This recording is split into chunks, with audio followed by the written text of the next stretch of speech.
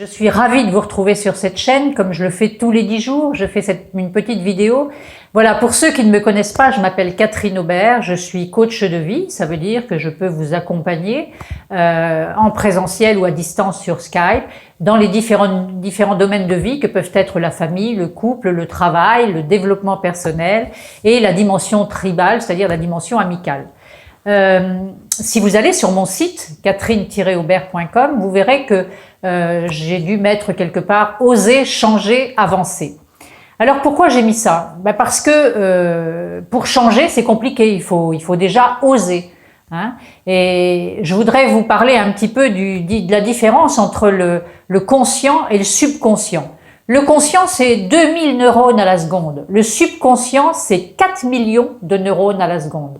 Ça veut dire quoi? Ça veut dire que si je devais comparer, c'est ce que faisait toujours mon prof, hein, David Lefrançois, vous prenez un Playmobil, vous prenez la Tour Eiffel, vous avez l'équivalent de cette différence entre le conscient et le subconscient. Autant dire que le subconscient, c'est un petit peu lui qui dirige nos vies en raison des habitudes que l'on a prises depuis la plus tendre enfance et des habitudes qui sont liées à nos croyances, à notre système d'éducation. J'en ai déjà parlé dans beaucoup de vidéos. Et donc, c'est ce qui va faire que par moments, ça va être compliqué lorsqu'on a pris une décision pour changer d'habitude. Ça va être compliqué de mettre en place de nouvelles habitudes. Vous savez, il y a eu une scission au niveau de l'âge de 7 ans entre le conscient et le subconscient. Et à ce moment-là, il y a une espèce de jeu entre les deux. Et quand le conscient décide de faire quelque chose, il y a le subconscient qui rappelle à l'ordre en disant « oui, mais dans quelle mesure tu es capable de faire ça? Est-ce que tu es sûr que tu vas tenir la distance ?» Vous savez, cette petite voix qui sans arrêt vous dit « allez, c'est pas grave, tu feras demain, ça n'a pas d'importance, tu peux encore attendre, etc. » Ce qui fait qu'on peut arriver à procrastiner ou à ne jamais faire. C'est aussi ce qui fait que 80% des gens qui prennent une décision de changement ne changent pas parce que les bonnes vieilles habitudes reprennent le dessus. Alors c'est un peu la double peine. Alors comment faire? Comment faire quand on veut prendre une nouvelle habitude, quand on sait qu'on a 40 ans d'habitude derrière soi? Eh bien, faut déjà en prendre la décision. La prise de décision, c'est déjà énorme parce que ça veut dire qu'on a conscientisé le fait qu'il va falloir changer. Donc la première des choses, c'est de vouloir changer. Et ensuite, sans doute, de mettre en place une stratégie qui va nous permettre de tenir la distance, c'est-à-dire de tenir sur la durée. Et cette stratégie, elle doit être suffisamment pensée de façon à ce que vous soyez non pas dans la contrainte, non pas dans la souffrance, non pas dans la douleur, mais dans le plaisir de changer. Ça veut dire qu'il ne faudra pas mettre l'objectif trop haut. Et donc, en tirer du plaisir, de la satisfaction, sans oublier de vous féliciter en disant « oui, c'est bien, je suis fier de moi ».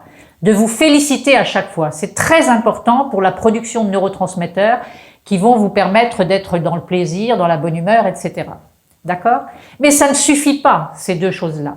Et il y a quelque chose qui est essentiel, dont on parle souvent en coaching. On travaille évidemment sur le système de valeurs, sur le système de croyances, mais il y a une valeur qui, à mon sens, est essentielle, c'est l'intégrité. Alors, qu'est-ce que ça veut dire, l'intégrité? Si on devait en donner une définition simple, ça pourrait être « je dis ce que je fais et je fais ce que je dis ». Alors, ça n'a pas l'air tellement important. Pour autant, si vous prenez l'habitude déjà de faire ce que vous dites pour des choses aussi simples et qui peuvent paraître aussi anodines, par exemple, que le fait d'arriver à l'heure à un rendez-vous, eh bien, vous verrez que ce ne sera pas la double peine, mais au contraire, double bonus. Pourquoi? Parce que d'abord, vous allez générer chez la personne avec qui vous avez rendez-vous, beaucoup plus de confiance. C'est-à-dire qu'elle va se dire « je peux compter sur elle ». Elle a annoncé qu'elle arriverait à telle heure et effectivement, elle a honoré son rendez-vous. Alors, on n'est pas à 5 minutes près, bien sûr, hein, il s'agit d'être un peu souple.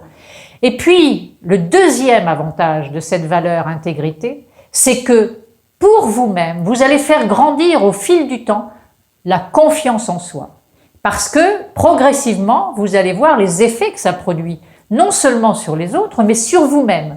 Donc, je répète, vouloir changer, mettre en place une stratégie avec évidemment un goût de l'effort, parce que si vous devez chausser vos baskets tous les matins, au départ, ça va vous demander un effort. C'est pour ça qu'il va falloir mettre en place un programme qui va vous générer du plaisir et non pas de la souffrance. Il ne s'agit pas d'aller courir pendant 2 heures la première fois, mais peut-être progressivement, de faire 10 minutes et puis progressivement d'augmenter. Et puis aussi de changer l'itinéraire pour y apporter une touche de plaisir. Et puis, vous posez une question essentielle. Ça, c'est peut-être le préalable. C'est-à-dire, pourquoi je veux changer cette habitude?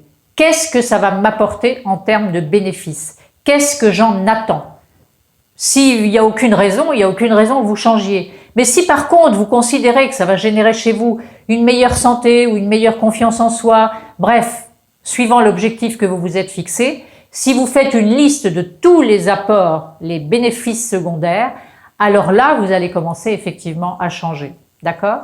Et puis enfin, dernière étape, dès que votre subconscient vous parle, c'est-à-dire cette petite voix intérieure qui vous dit « Oh non, c'est pas grave, si tu vas pas aujourd'hui, il pleut, tu iras demain, etc. » Surtout, ne pas laisser la place à cela et dompter votre subconscient, soit en lui disant « Bon, écoute, ça suffit là maintenant, je ne veux plus t'entendre. » Et la répétition de ce genre de message interne va vous permettre tout de suite de switcher et d'aller faire votre jogging si c'était un jogging que vous aviez décidé de faire.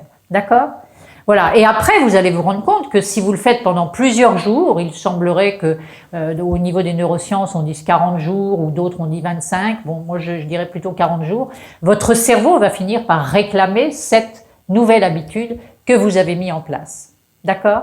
Voilà. Je voulais vous montrer vraiment la différence entre le conscient et le subconscient et pour vous dire que de toute façon, notre cerveau, il est programmé pour répondre à la peur.